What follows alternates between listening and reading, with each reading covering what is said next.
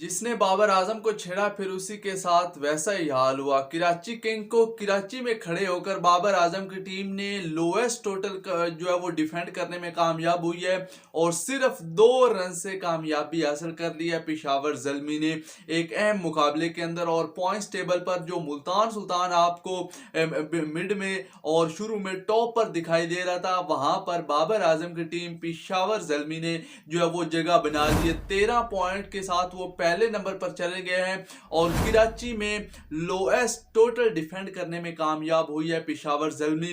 महज 148 रन का हदफ था और उसको भी शानदार तरीके से डिफेंड करने में कामयाब हुई पेशावर ज़ल्मी।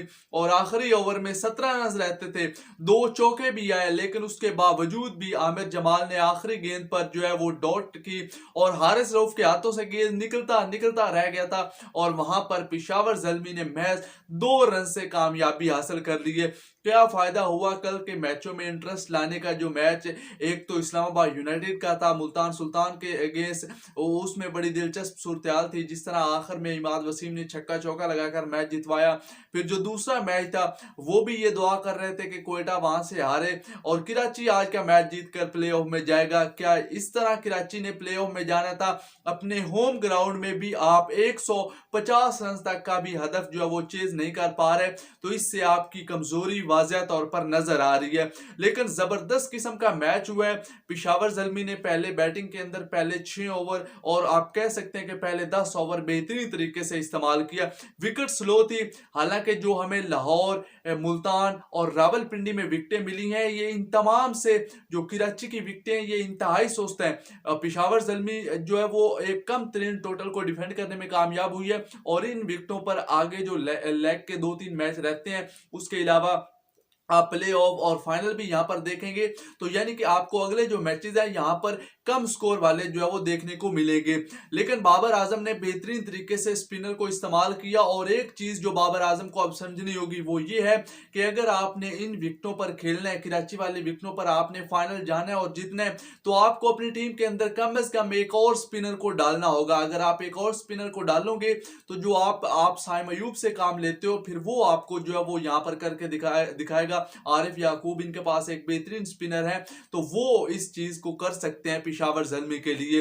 पेशावर ज़ल्मी कंसिस्टेंसी के साथ खेलती है और आज बिल्कुल हारा हुआ मैच उन्होंने निकाल लिया। कैरन पोलार्ड, शुएब मलिक भी उस टीम में मौजूद थे और आखिरी 5 ओवरों में 50 रहते थे।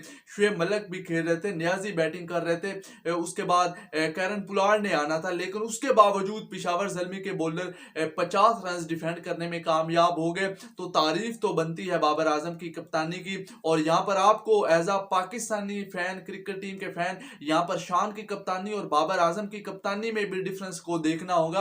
आपको पता होना चाहिए कि आगे पाकिस्तान ने बड़ी बड़ी सीरीजें खेलनी है, तो कौन पाकिस्तान क्रिकेट टीम के फ्यूचर के लिए बेहतर है, किसके साथ जो है वो ज्यादती हो रही है और पिछले 2-3 माह के अंदर किसके साथ ज्यादती हुई है।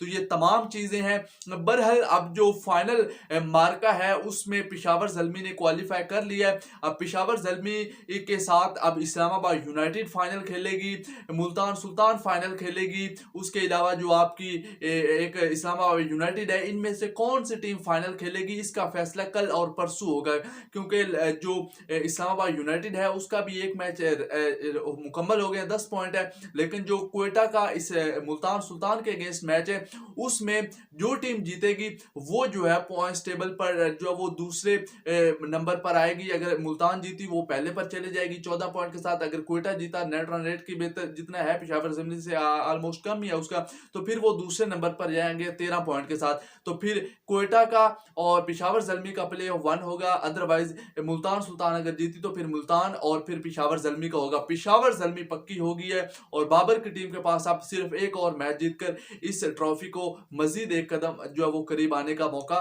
बन गया है।